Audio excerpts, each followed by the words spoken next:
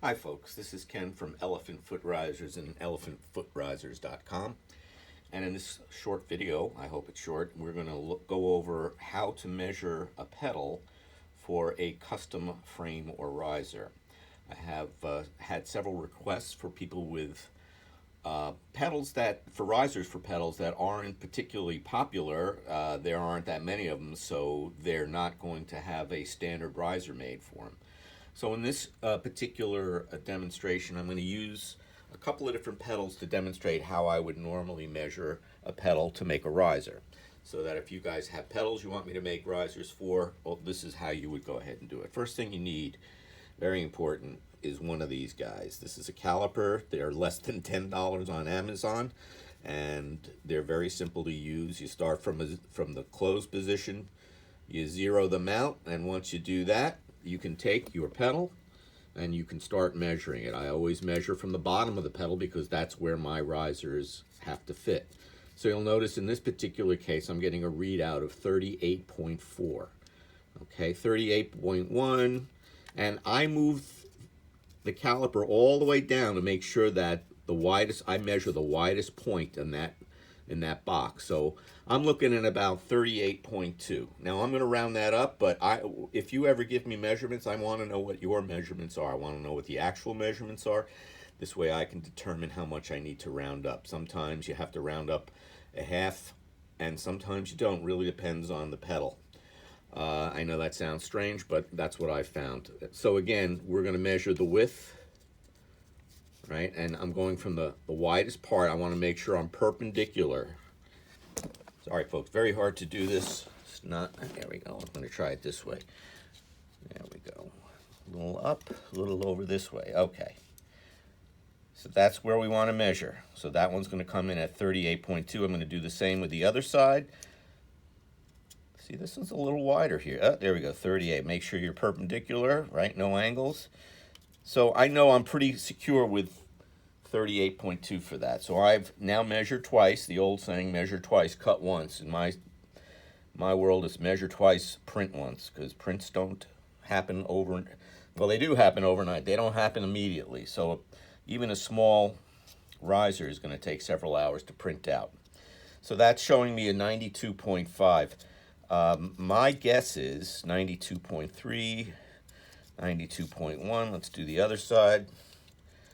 See, I go through quite a bit of, all right, I'm going to call this somewhere around the 92.3. So that's my measurement. So what I'll probably end up doing is making a frame for this that measures 92.5 by 38.5 is my guess. I might go up to 39, I'm not sure. Anyway, I've actually already created that. I'll have to go back and look and see what my measurements are, but this is the finished frame for a horse pedal. This is going to be going up for sale on a website shortly. Okay. And it fits in there pretty much perfectly. There's really no play around, and it's not too snug. You can pull the pedal out. That's the idea. We want it to fit well, not have a lot of play, or any play if possible, and we also don't want it to be hard to get in and out, because that means that it's too snug, and eventually it might cause a problem, cause the plastic to change shape. So that's that kind of pedal. There's a couple of other interesting things you need to look at. Here's a very unique pedal as far as the box, these Proco Rats, and they made so many versions of them. Now, I've already created frames and risers for this, so I don't need to have anybody remeasure this. This is already available. But you notice one of the things on the bottom here, they have these feet, and they have a battery opening, and that's going to cause a problem to sit flush in a frame. So you really need to use this pedal with the feet on. So whenever you're measuring a pedal that you want, you need to tell me how deep the feet are. So in this particular case, I've got feet that are like, 6, 7 millimeters, right? So I have to compensate for that. So I've already done that, like I said, with the Rat.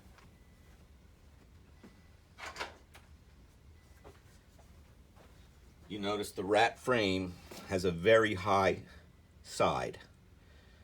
Okay, so that when you fit the Rat into the frame, the frame is catching the frame. You see what I'm saying? The frame is catching the rat box.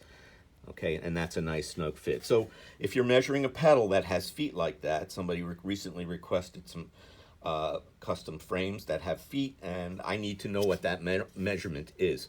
Also, whenever you're measuring a pedal, here's another really interesting shape of a pedal, the Azure pedal. These are nice little pedals. I am going to be putting these up shortly, but you'll notice they have a little change of dimension right there. It actually gets a little thinner down towards the bottom. And also at the top, it's a very rounded shape. So now I have to compensate for that in my frame and riser. And also their inputs are quite low. And I need to know the location of these inputs, right? The two guitar inputs, the input and the output, I should say, and also the location for the power input. So anytime you're measuring up a pedal, I'd really like to see photos, not just of the pedal, but photos of you measuring that pedal so I can see exactly where you took your measurements from. So in this case, again, I'm going to measure the bottom. You'll notice the bottom is a little bit wider than everything else, and that's the part that fits into the frame and riser, so that's the part we need to measure. This is measuring 42.9. I'll do it down here, 42.9, and I'll do it over here. That's significantly less. That's 40.1. So that's 3 millimeters less practically. All right, so I actually have designed a frame and riser for this Azure, so nobody needs to remeasure that, but you can see what goes into measuring a pedal for a riser. Okay, so that's it. If any of you guys want to use a frame or a riser for something you don't already have, this is how I need it measured. Here's another great example of kind of a weird situation. These Strymon cases, you'll see I have to measure a little bit higher up there. I also want to measure this part here and not this part because this is actually sticking out a little. So that's the measurement I need. So really looking for the widest sections. And again, on this particular one, we have kind of a high, I might need to compensate for the height of the walls of the frame. Okay, so those are, again, a few things to consider. All right, here we have a Mosky pedal. This is going up on site too. Again, I'll measure the bottom because that's the widest part. I measured on both sides, 38.8. 38.7, so that's going to be a 39, I can already tell you that.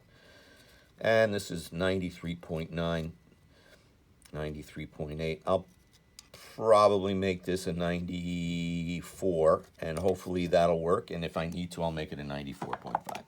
So that's how to measure a pedal for a new riser or frame. Risers are just the rising version of a frame. The frame, I always start by building the frame first because it costs less plastic to determine that frame shape, that frame size. Once I know that perfect frame size, then I can build the risers, which takes a lot more time to print because they have legs and it just takes more time. Thanks, folks. Sorry it took so long to get through that. Maybe I'll try another version of this a little shorter. Ken from Elephant Foot Risers and elephantfootrisers.com. Have a great day.